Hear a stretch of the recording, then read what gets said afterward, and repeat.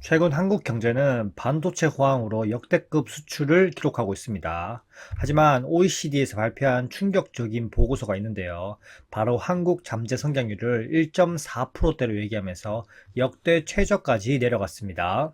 최근에 OECD는 한국의 경제 성장률 전망치를 기존 1.7%에서 2.6%로 상향 조정을 했었는데요. 그런데 똑같은 OECD가 한국 경제 잠재 성장률에 대해서는 정말 무서운 경고를 했습니다.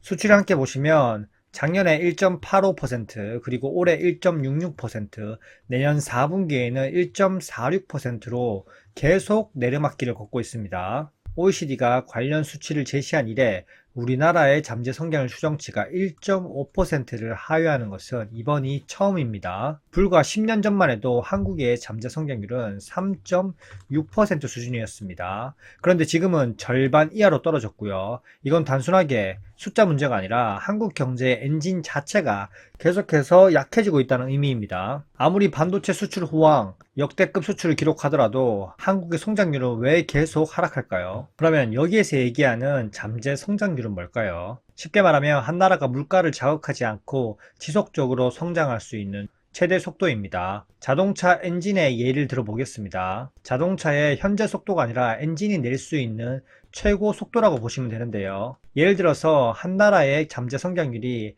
4%라면 매년 4% 정도만 성장해도 경제에 무리가 없다는 뜻입니다.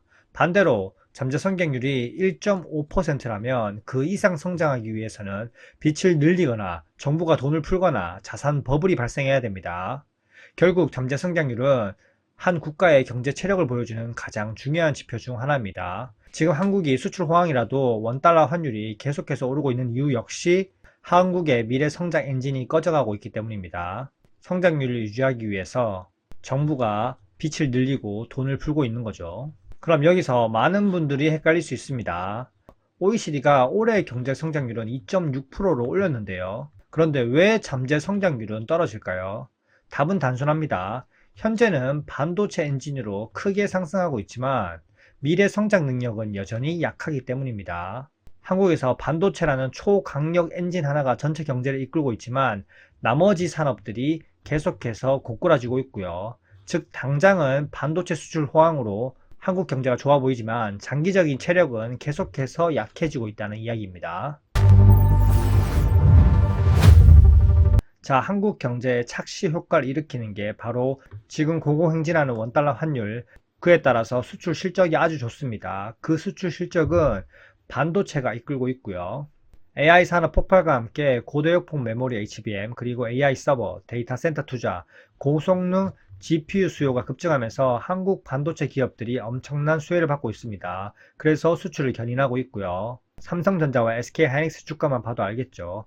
반도체 장비 업체들이 한국 경제 성장률을 끌어올리고 있는 겁니다. OECD 역시 반도체 수출과 민간 투자가 성장의 핵심 동력으로 평가했고요. 하지만 문제는 반도체만으로 역대 최대 수출을 계속 달성할 수 없다는 점입니다. 뭐든지 영원한 상승 사이클은 없습니다. 만약에 반도체 사이클이 한번 꺾이는 순간 바로 수출이 곤두박질 치겠죠. OECD와 글로벌 투자은행들은 한국 미래 경제 성장률이 계속해서 이렇게 무너지는 이유를 여러 가지로 들고 있는데요. 한번 보시면 첫 번째는 한국의 초고령 사회입니다. 지금 16세부터 64세까지 한국의 생산 가능 인구가 계속해서 감소하고 있고요. 일할 사람이 없어지는데 어떻게 미래 경제 성장률이 올라가겠습니까? 역시 고령 인구와 연관됩니다. 경제 활동 인구가 계속해서 축소되고 있고, 즉 노동 공급이 감소하고 있다는 겁니다. 생산은 로봇과 AI로 대체할 수 있다지만 경제 활동 인구가 전체적으로 줄어들다는 것은 큰일이죠. 그리고 역시 생산성이 정체되고 있는 현상입니다. 한국 경제가 과거처럼 빠르게 혁신하지 못하고요. 결국 연결되는 건 투자 및 시설 확충이 한정적이라는 겁니다. 결국 노동, 자본, 생산성, 경제 성장의 세 가지 축이 동시에 흔들리고 있고요. 결국 저성장이 고착화되는 겁니다. 이런 와중에 부동산은 계속 신고가를 가고 있죠. 부동산 영끌민족 대한민국입니다. 자, 하지만 부정적인 시각만 있는 게 아니라 긍정적인 시각도 있습니다. 한국은행에서 발표한 경제 전망 요약표인데요. 국내 경제 전망에 대해서 한번 보시면 민간 소비는 아직까지 살아 있습니다. 올해 하반기도 1.5%로 살아 있고 연간 2%로 살아 있습니다. 그리고 내년 역시 전망이 살아 있고요. 건설 투자가 올해와 내년이 좀 약한데요. 반대로 설비 투자는 올해 성장률이 4.4%로 급등했습니다. 코로나 시기를 제외하면 거의 10년 만에 가장 높은 수준이고요. 결국 AI 데이터 센터, 반도체 공장, 클라우드 인프라, 소프트웨어 투자 모두 늘어나면서 설비 투자가 내년에도 전망이 밝은 겁니다.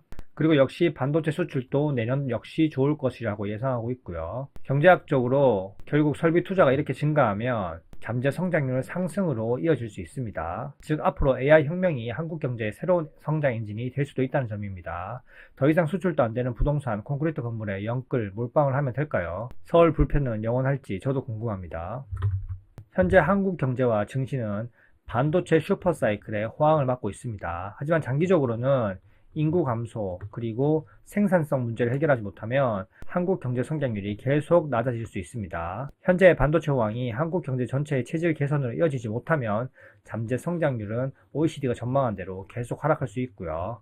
반대로 AI 투자와 생산성 혁신에 성공한다면 지금의 반도체 호황이 한국 경제의 새로운 성장 사이클의 출발점이 될 수도 있습니다. OECD가 앞으로 한국 경제 잠재 성장률을 조금 올려줬으면 좋겠네요. 이상입니다.